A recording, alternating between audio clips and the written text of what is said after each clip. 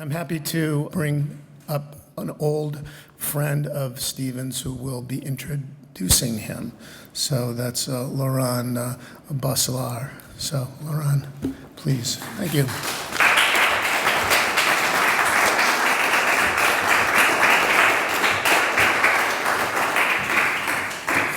Thank you, Henry. And yes, I am an old friend. I am. And that's one of the treasures that we get with age as we become old friends. Because during the last 25 years, I've often been happily busy reading, learning from, listening to, and also teaching Stephen Dunn's poetry. I have at numerous occasions had long conversations, mostly lovely, about his work. And I've noticed similarities in how students and friends react to his work. How is he able to write poem after poem without leaning on much metaphorical imagery? How can he be so often brilliantly hypothetical? Or, although his poetry has its narrative and lyrical moments, he's a thinker, a poet of reflexivity, of personal and political conscience. Or, and I quote the poet Kurt Brown here, Dunn proceeds by rigorously refusing to adopt any emotion or position that has not been dispassionately examined. All this, of course, is very true. Impressively smart, and for some, delightfully heady and scholarly. And I nod and opine, even quoting some of his lines to appear as informed and together as my interlocutors. But what I listen for always, and hear a lot, is Stephen Dunn's constant, unerring, unfailing tenderness about the world, about our fallible human condition and our clumsy attempts to be holy and love as much as we can. And because of my good, ripe old age, Henry, I feel I can now say aloud what I have kept for myself all these years. Stephen Dunn is one of the very, very, very few poets I really trust. Last week, he sent me his new chapbook, Keeper of Limits, the Mrs. Cavendish poems. I had a lot to do when it arrived in the mail, but you know how it is when a friend sends you a book, you open it, you want to see your name in his handwriting on the page, and you flutter the pages and read here and there. Well, I made the mistake of reading just the two first sentences of Mrs. Cavendish poems. She moved into his name willingly, for reasons phonetically, and she especially liked that Cavendish had a ring of entitlement to it among bankers and brokers in the New Jersey suburbs, where they moved to escape her friends and join his. And that did it. My lots of things to do were out the window, and my you-know-what, immediately followed by me and the Mrs. Cavendish poems, were in the couch. You're in for a treat, and I hope Stephen will share some of those witty, moving, and very tender Mrs. Cavendish poems. Ladies and gentlemen, the poet Stephen Dunn. Hello. Thank you, Laurent. I asked her to do this because I knew she'd do something like that, and it was lovely. Thank you, Henry and Annie, for having me and for all of you being here. I want to start with a different chapbook that I did. The only poems I've ever published. Pardon me? How's that? Yes. Is that better? These are the only poems that I've published independently, that is paid for them myself. I found myself with about 18 or 20 short poems that seemed like they wanted to hang around together. So I'm going to start by reading you one very short one, and then do some other things. Then read some of the Mrs. Cavendish poems. This would be the inaugural reading of that book. But this is Giving Birth. At my favorite professor's dinner party years ago, I gave birth to what I thought was a new idea, and the room got quiet with tolerance. I still hear that tolerance.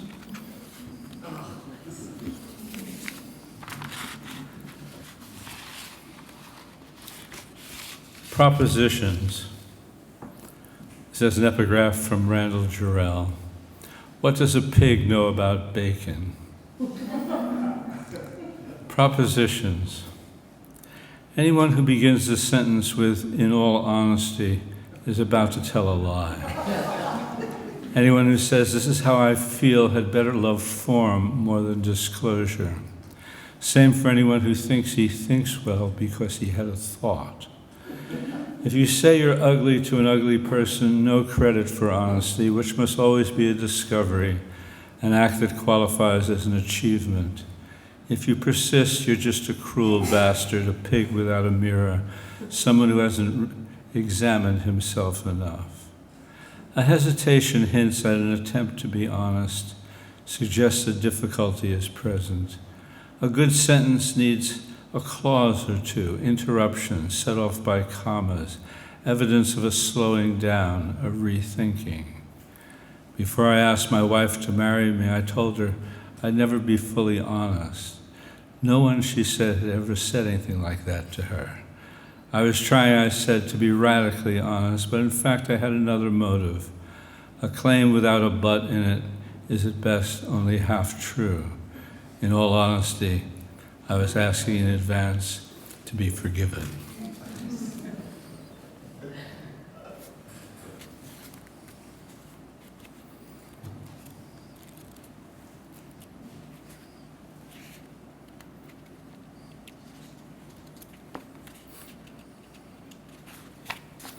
If a clown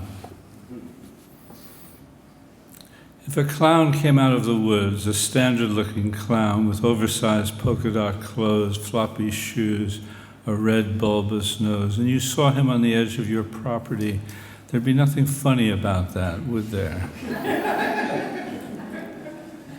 A bear might be preferable, especially if black and berry-driven.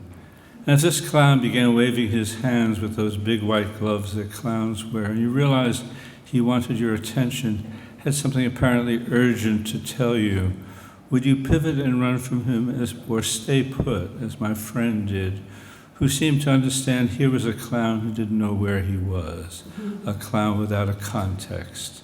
What could be sadder, my friend thought, than a clown in need of a context? If then the clown said to you that he was on his way to a kid's birthday party, his car had broken down, and he needed a ride, would you give him one? Or would the connection between the comic and the appalling as it pertains to clowns be suddenly so clear that you'd be paralyzed by it? And if you were the clown and my friends hesitated as he did, would you make a sad face and with an enormous finger wipe away an imaginary tear? How far would you trust your art? I can tell you it worked. Most of the guests had gone when my friend and the clown drove up, and the family was angry.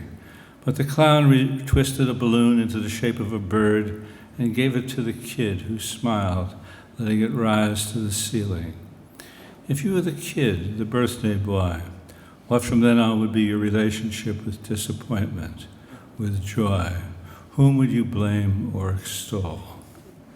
This poem is called Don't Do That. It was bring your own if you wanted anything hard, so I brought Johnny Walker Red along with some resentment I'd held in for a few weeks, which was not helped by the sight of little nameless things pierced with toothpicks on the tables, or by talk that promised to be nothing if not small. But I consented to come, and I knew in what part of the house their animals would be sequestered, whose company I loved. What else can I say except that old retainer of slights and wrongs, that bad boy I hadn't quite outgrown? I brought him along too. I was out to cultivate a mood. My host greeted me, but did not ask about my soul, which was when I was invited by Johnny Walker Red to find the right kind of glass and pour. I toasted the air, I said hello to the wall, and walked past a group of women dressed to be seen, undressing them one by one, and went up the stairs to where the Rottweilers were, Rosie and Tom, and got down with them on all fours. They licked the face I offered them. I proceeded to slick my hair back with their saliva. Before long, I felt like a wild thing, ready to mess up the party, scarf the hors d'oeuvres. But the dogs said, no, don't do that. Calm down. After a while, they open the door and let you out. They pet your head. Everything you might have held against them is gone, and you're good friends again. Stay, they said.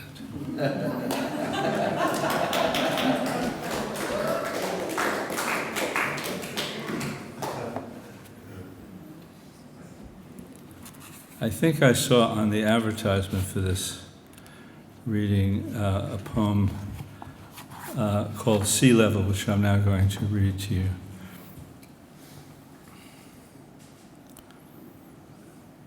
Sea level. Down from the mountains of Appalachia and the highs of new love, I've come across the extended monotonies of interstates back to where scrub pines stand small at sea level. There's the house I left for good, if forever can ever be good. And there's the great Egg Harbor River, which widens here, and everywhere the visages of ghosts appear and disappear. I've come to visit the friends who've stayed casualties' chorus, the dearest ones who somehow have learned to live amid the messiness of allegiances and turns and half-turns of whom now to console, whom to embrace, and when. I pull into their driveway wanting to tell them how it feels to have for the first time an undivided heart, a sudden purity of motive. But when I begin to speak, I realize I don't. I say it anyway, won't take it back. When the outside cat wants in, they let him in. Then he wants out. They accommodate. The cat is almost as lucky as I. No mountains here. I can see the afternoon sun on the horizon, hanging on, about to dip and be gone. Their yard is a dusty orange. I love the truth. I swear I do.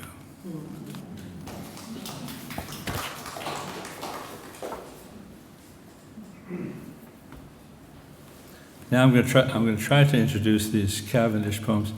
They're the most curious poems I've ever written. They won't seem that way to you. They'll seem like poems, I think.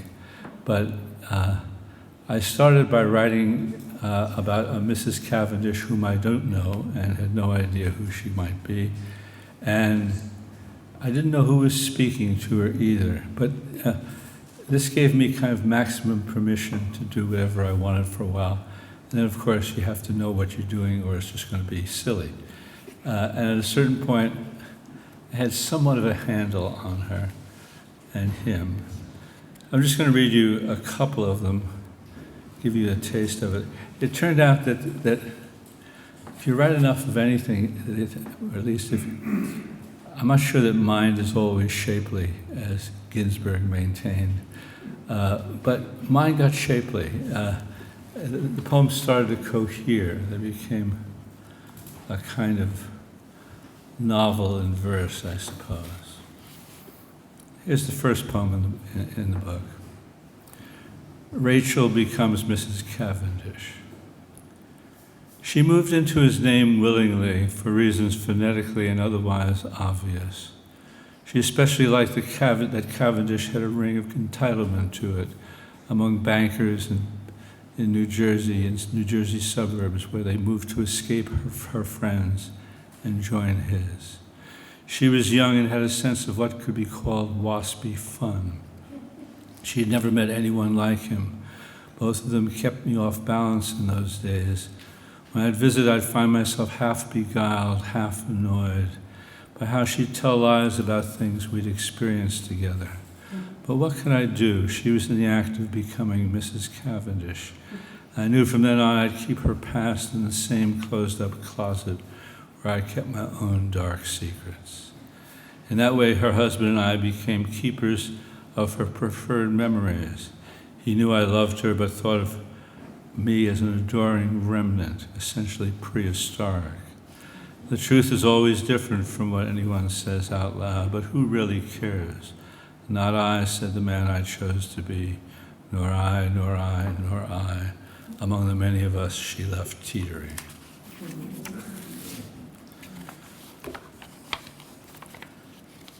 And this is actually the first poem I wrote in the Cavendish series, which is now on page 11, the way those things work out.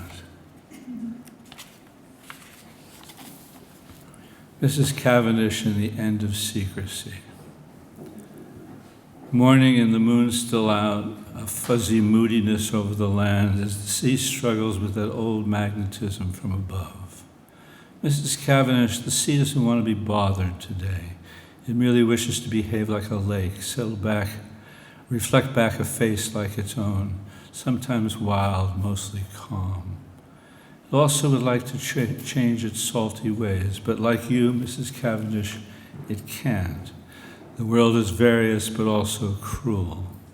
I tell you, Mrs. Cavendish, you should buy a big flat screen TV and engage the world in the safe way most of us do. When the census man comes with his charts and those categories he'll want you to check, so remember to lie about your age. Tell him you're not happy about the end of secrecy. You don't want to become a stat. At another time, the sea too will want to undulate and roar, not be lake-like at all. Mrs. Cavendish, there's so much women peculiarity to accommodate. I wish I could tell you the best stroke to use if you choose to swim where the orcas rule. All I know is that you shouldn't answer if a man without a heart asks about yours. He'll have plans, he'll have strange eyes in the front of his head. They'll be for you. And when the moon will recede, cannot help, will only serve as witness as the cosmos does.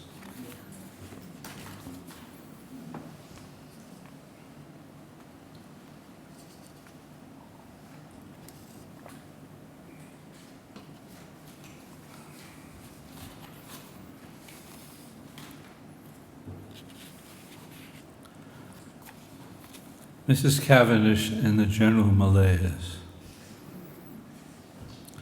Like a boxer at a pre-fight weigh-in, defiant, no sign of acceptance, Mrs. Cavendish began to stare meaninglessness in the eye. The difference, no one, nothing stared back. Mrs. Cavendish, I said, it's impossible to win. As we consider today, it's almost tomorrow. As we admire the flowers, how easily they're ravaged by wind and rain. The best we can hope for is a big fat novel slowing down the course of time. Several tomorrows always linger in the margins, which means until the very last page, you'll choose to live with the raw evidence of how someone else makes and sees a world. Mrs. Cavendish, I'm also sorry to report the maps are missing from the office of how to get where you want to go. Just one more symptom of the general malaise. I have little hope that they can be found, at least not in our lifetime. At the risk of telling you what you already know, Mrs. Cavendish, here's something merely true. The sufficiency of the moon has been replaced by the lantern by the light bulb, but what won't go away is the promise of salvation out there in the bright beyond. There'll always be people who think suffering leads to enlightenment, who place themselves on the verge of what's about to break or go dangerously wrong. Let's resist them in their thinking, you and I. Let's not rush toward that thing that awaits us, which can dumb us into nonsense and pain.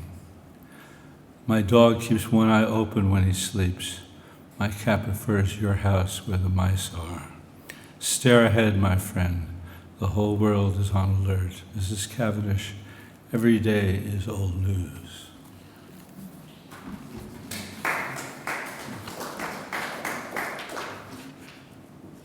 I'm going to read a probably an unfortunate amount of dog poems tonight.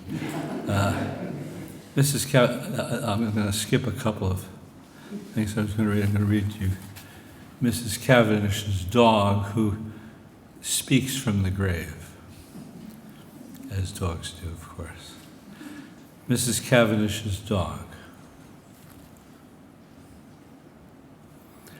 I'm a dead dog for real now. No longer can I rise from my fakery, alert to commands I've come to think of as love. Though I never did obey as well as Sundown did, or as a truly good dog would. To play the slave, not be one, was my code. You understood who would play the master. From my grave in the yard, Mrs. Cavendish, I see now you had no gift for it or heart. Bad dog, you'd say. So little conviction in your voice. In seconds, you'd be patting my head. Forgiveness made you happy. I'd tip over trash cans to be forgiven by you. Let me tell you, it's no life being dead. I'd give anything to chase the gulls again. But clarities come when the body goes. For whatever it's worth, you should know, you who think so much, only what's been smelled or felt gets remembered. And in the dark earth, no doors open. No one ever comes home.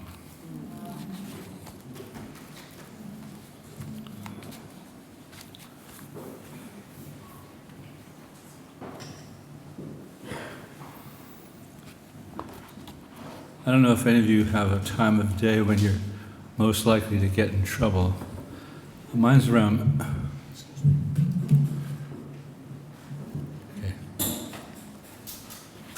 Mine's around 4 o'clock in the afternoon, so most of you are safe here. You will see what I mean shortly.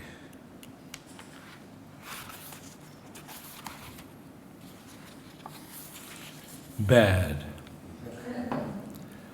My wife is working in her room writing, and I've come in 3 times with idle chatter, some not new news. The 4th time she identifies me as what I am, a man lost in late afternoon, in the terrible in-between, good work long over, a good drink not yet what the clock has okayed. Her mood, a little bemused, leave me the hell alone, mixed with a weary smile, and I see my face up on the post office wall among men least wanted, looking forlorn. In the small print under my name, annoying to loved ones in the afternoons, lacks inner resources. I go away guilty as charged and write this poem which I insist she read at drinking time. She's reading it now. It seems she's pleased, but when she speaks, it's about charm and how predictable I am. How when in trouble I try to become irresistible, like one of those blonde dogs with a red bandana around his neck. Sorry he's peed on the rug. Forget it, she says. This stuff is old. It won't work anymore. And I hear, good boy, and can't stop licking her hands.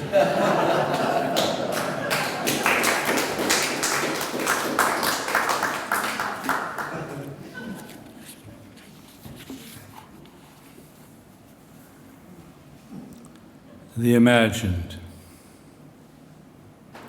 If the imagined woman makes the real woman seem bare-boned, hardly existent, lacking in gracefulness and intellect and pulchritude, and if you come to realize the imagined woman can only satisfy your imagination, whereas the real woman with all her limitations can often make you feel good, how in spite of knowing this does the imagined woman keep getting into your bedroom and joining you at dinner? Why is it you always bring her along on vacations when the real woman is shopping or figuring the best way to the museum? And if the real woman has an imagined man, as she must, someone probably with her at this very moment, in fact doing and saying everything she's ever wanted, would you want to know that he slips into her life every day from a secret doorway she's made for him, that he's present even when you're eating your omelet at breakfast? Or do you prefer how she goes about the house as she does, as if there were just the two of you? Isn't her silence finally loving and yours not entirely self-serving? Hasn't the time come once again, not to talk about it. That's when I remember when I first started to read it. All the women would be frowning at me in the first half of the poem, and they get very happy when I give them an imagined man, and it seems to balance itself out.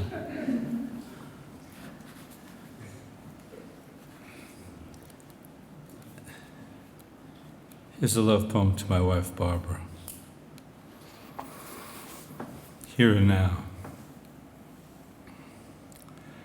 There are words I've had to save myself from, like my Lord and Blessed Mother, words I said and never meant, though I admit a part of me misses the ornamental stateliness of high mass, that smell of incense. Heaven did exist, I discovered, but was reciprocal and momentary, like lust felt at exactly the same time. Two mortals, say, on a resilient bed, making a small case for themselves. You and I became the words I'd say before I'd lay me down to sleep, and again when I'd wake. Wishful words, no belief in them yet. It seemed you'd been put on earth to distract me from what was doctrinal and dry. Electricity may start things, but if they're to last, I've come to understand a steady, low-voltage hum of affection and the difficulty of turning a page. Of affection must be arrived at. How else to offset the occasional slide into neglect and ill temper? I learned in time to let heaven go its mithy way, to never again be a supplicant to any single idea. For you and me, it's here and now from here on in. Nothing can save us, nor do we wish to be saved. Let night come with its austere grandeur, ancient superstitions and fears. It can do us no harm. We'll put some music on, open the curtains, let things darken as they will. It's called Talk to God.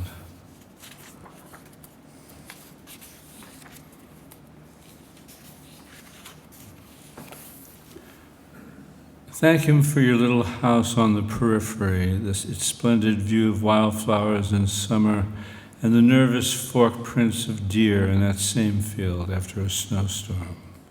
Thank him even for the monotony that drives us to make and destroy and dissect what otherwise would be merely the lush, unnamed world.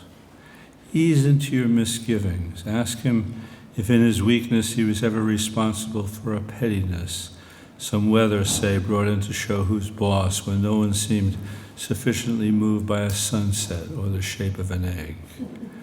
Ask him if when he gave us desire, he'd underestimated its power. And when, if ever, did you realize love is not inspired by obedience?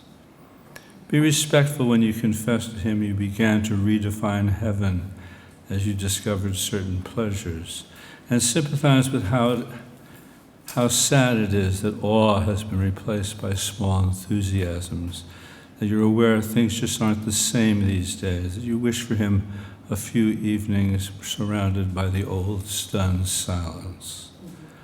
Maybe it'll be possible then to ask, why this sorry state of affairs? Why, after so much hatefulness done in his name, no list of corrections nailed to some rectory door?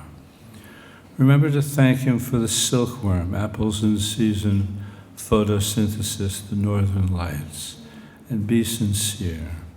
But let it be known you're willing to suffer only in proportion to your errors, not one unfair moment more. Insist on this as if it could be granted, not one unfair moment more.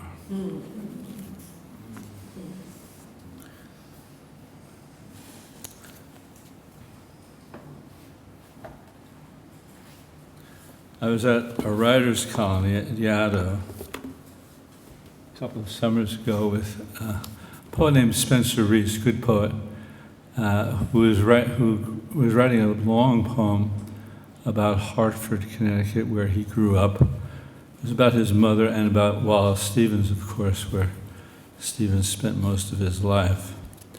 And in reading it, I was aware of something that he didn't know about Stevens, that I knew, and knew would screw up his poem a little bit if I told him it. And I told him it,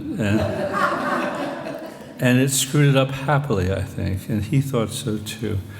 But it was, this is an important detail I have to not leave out. He was leaving the next day to be ordained as an Anglican priest. And the line from Stephen's, I believe it's from one of his essays, is that the poet never yields to the priest. And it turned out, after our discussion that night, this became, I think, the most ecumenical poem I've ever tried or written. If the poet doesn't yield to the priest, as Stephen says he shouldn't, and if both reside in the same village and call on their powers to rectify or explain the latest disaster, does the priest become less persuasive because his ideas are likely not his own, and is the poet suspect for the same reason? Would a good priest find the right words as the good poet would, in among the many words passed down for centuries on what to think, what to believe? Or would reverence always get in the way of the true, thus possibly giving the poet the edge? That is, if the poet mistrusts words as he should, makes them pass hard tests, though they must be arranged and shaped in order to convey even a smidgen of truth, wouldn't he, although self-ordained, be more reliable? But what if the villagers believed they were saved by a prayer the priest said one Sunday morning among the ruins, and all the poet could do was elegize the ruins? Would the real and the imagined fuse, become something entirely new? And what if the poet and priest were one, each invoking the other as the crops grew and rain was steady in rainy season, or just as confusing, things got worse and prayers proved useless, and poems merely decorated the debris where a house once was? Would it be time for the priest to admit he'd known but one book, for the poet to say he'd read many and look, it hasn't helped? Or has the issue from the start been a great need that can't be fully met, only made bearable and sometimes served by those who try?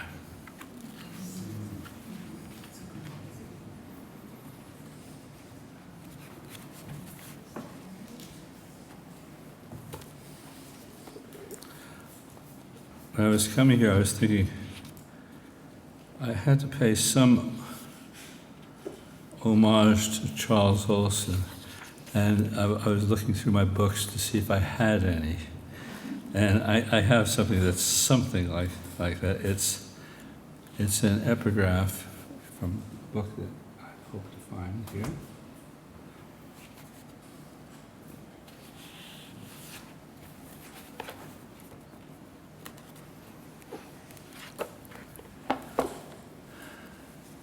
I wrote a book called Riffs and Reciprocities, maybe it came out in '96, I think. And it was a collection of prose paragraphs, some people call them prose poems, which was fine by me, that were tangentially related. And I was trying to say things in sentences that I had never heard anybody write before. That's a dangerous thing to say when you're going to read, because you will say, well, I know that one. But I had come across in one of Olson's essays this line: poems should be more like essays, and essays should be more like poems. And that's the epigraph to that book. I'll read you a couple. I used to have such a commitment to the doubleness, to the tangential quality of these, that I would never read one separately. Now I don't care. So I'll read you a few.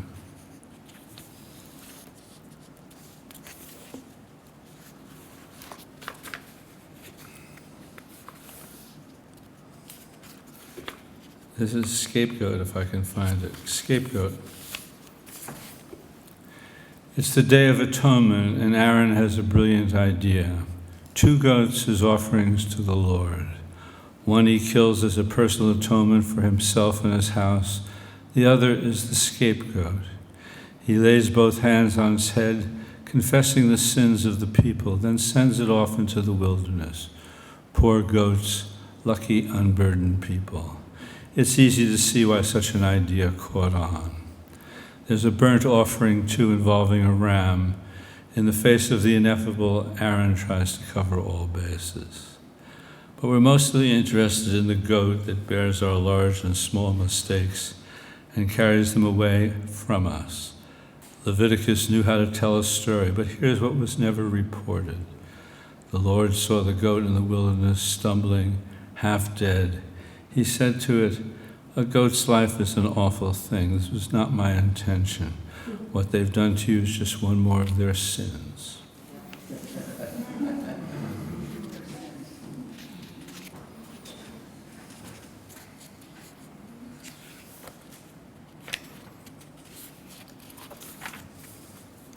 I'll read one more of these little guys.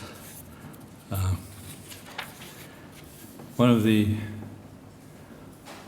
ongoing, fairly benign arguments I had with my ex-wife was her contention that crows always traveled in threes. No amount of empirical evidence would dissuade her of this fact. Seriousness. Driving the Garden State Parkway to New York, I pointed out 2 crows to a woman who believed crows always travel in threes, and later just 1 crow eating the carcass of a squirrel. The others are nearby, she said, hidden in trees. She was sure. Now and then she'd say see, and a clear dark trinity of crows would be standing on the grass. I told her she was wrong to under or overestimate crows, and wondered out loud if 3 crows together made any evolutionary sense. I was almost getting serious now. Near Forked River, we saw 5. There's 3, she said, and 2 others with a friend in a tree. I looked to see if she was smiling. She wasn't. Or she was. Men like you, she said, need it written down, notarized, and signed.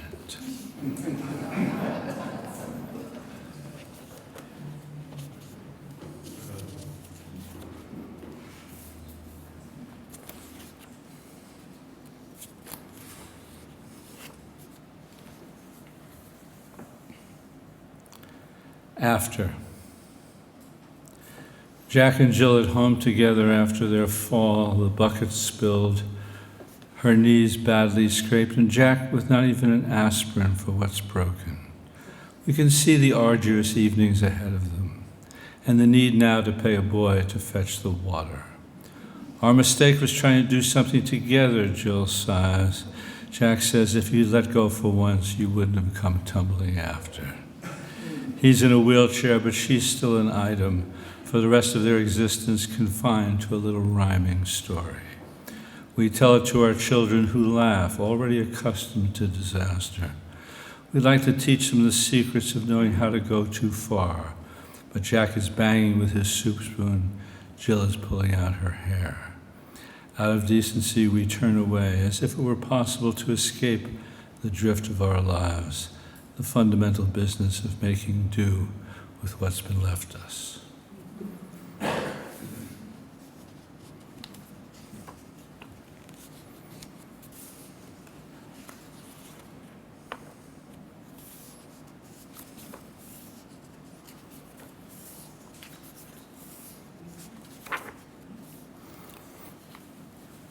History. It's like this. The king marries a commoner and the populace cheers. She doesn't even know how to curtsy, but he loves her manners in bed. Why doesn't he do what his father did, the king's mother wonders. Those peasant girls brought in through that secret entrance. That's how a kingdom works best. But marriage, the king's mother won't come out of her room, and a strange democracy radiates throughout the land, which causes widespread dreaming, a general hopefulness. This is, of course, how people get hurt, how history gets its ziggy shape. The king locks his wife in the tower because she's begun to ride her horse far into the woods, How unqueenly to come back to the castle like that, so sweaty and flushed. The only answer his mother decides is stricter rules. No whispering in the corridors, no gaiety in the fields. The king announces his wife is very tired and has decided to lie down, and issues an edict that all things yours are once again his. This is the kind of law that history loves, that contains its own demise.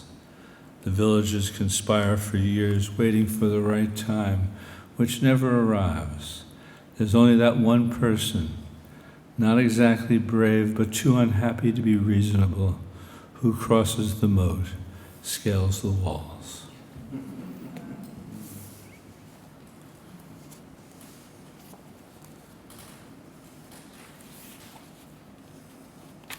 Some years ago, Joseph Campbell, the famous mythologist, for lack of a better term, came to my college to read and talk. It was a Saturday. He spent all day doing it. He was quite marvelous, and told this story, which I appropriated for this poem. In his Jungian way, he was claiming that anybody who hadn't found their essential face by 35 was in big trouble. And he told this little story about a tiger. Tiger face. Because you can be what you're not for only so long. One day the tiger cub raised by goats wandered to the lake and saw himself. It was astounding to have a face like that, cat-handsome, hornless. And we can imagine he stared a long time, then sipped and pivoted, bemused yet burdened now with choice. The mother goat had nursed him, the others had tolerated his silly quickness and claws. And because once you know who you are, you need not rush, and good parents are a blessing whoever they are. He went back to them, rubbing up against their bony shins, keeping his secret to himself. But after a while, the tiger who'd found his true face felt the disturbing hungers, those desires to get low in the reeds, swish his tail, charge. Because he was a cat, he disappeared without goodbyes. His goat parents relieved such a thing was gone. And we can imagine how alone and beyond choice he wholly became who he was, that zebra or gazelle, starting the great blood rush and odd calm as he discovered while moving what needed to be done. I'll read 3 or 4 more.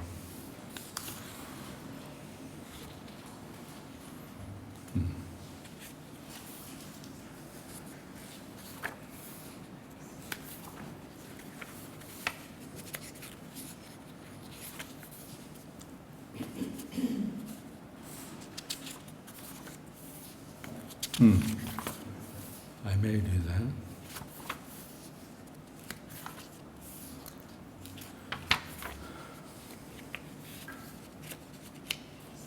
One of the pleasures of being here in Gloucester is to have a bunch of my friends with me. We're staying out on Eastern Point, and they're very dear people, and more of them are coming next week. This is finally a poem I think about companionship, though it may seem like something else for a while. A post-mortem guide for my eulogist in advance. Do not praise me for my exceptional serenity. Can't you see how I've turned away from the large excitements and have accepted all the troubles? Go down to the old cemetery. You'll see there's nothing definitive to be said. The dead once were all kinds, boundary breakers and scallywags, martyrs of the flesh, and so many dumb bunnies of duty, unbearably nice. I've been a little of each. And please resist the temptation of speaking about virtue. The seldom tempted are too fond of that word, the small-spirited, the unburdened. Know that I've admired in others only the fraught straining to be good. Adam's my man and Eve's not to blame. He bid in. It made no sense to stop. Still, for accuracy's sake, you might say I often stopped, that I rarely went as far as I dreamed. And since you know my hardships, understand they're a mere bump and setback against history's horror. Remind those seated, perhaps weeping, how obscene it is for some of us to complain. Tell them I had second chances, I knew joy. I was burned by books early and kept sidling up to the flame. Tell them that at the end I had no need for God, who'd become just a story I once loved, one of many with concealments and late-night rescues, high sentence and pomp. The truth is I learned to live without hope as well as I could, almost happily, in the despoiled and radiant now. You who are one of them, say that I love my companions most of all. In all sincerity, say that they provided a better way to be alone. Okay.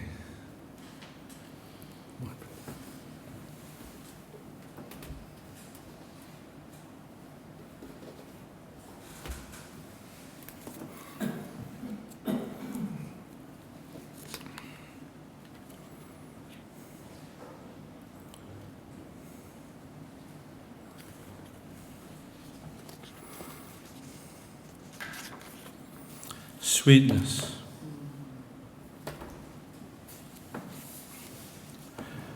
Just when it has seemed I couldn't bear one more friend waking with a tumor, one more maniac with a perfect reason, often a sweetness has come and changed nothing in the world except the way I stumbled through it, for a while lost in the ignorance of loving someone or something.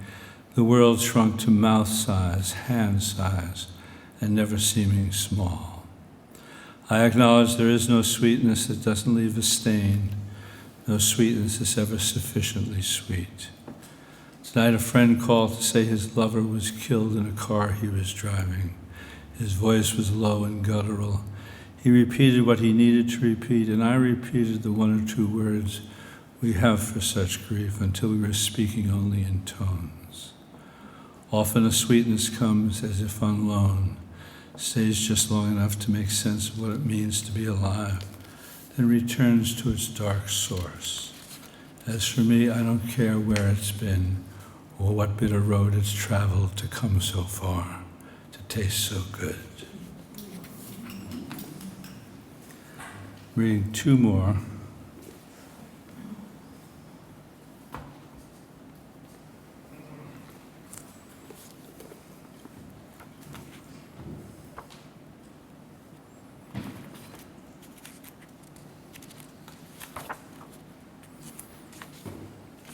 What goes on? After the affair and the moving out, after the destructive, revivifying passion, we watched her life quiet into a new one, her lover more and more on its periphery. She spent many nights alone, happy for the narcosis of the television. When she got cancer, she kept it to herself until she couldn't keep it from anyone. The chemo debilitated and saved her. And one day her husband asked her to come back, his wife, who after all had only fallen in love as anyone might who hadn't been in love in a while. And he held her so different now, so thin, her hair just partially grown back. He held her like a new woman, and what she felt almost as good as love had. And each of them called it love because precision didn't matter anymore. And we who'd been part of it, often rejoicing with one and consoling the other, we who had seen her truly alive and then merely alive, what could we do but revise our phone book, our hearts, offer a little toast to what goes on?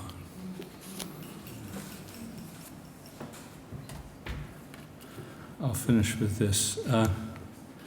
Some years ago, I was listening to an interview with John Ashbery, and the interviewer asked him something which I thought very strange.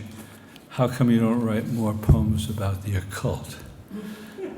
And he said, because it's not strange enough,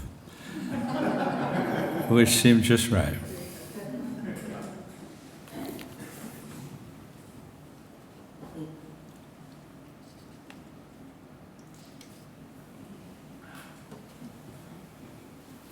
not the occult.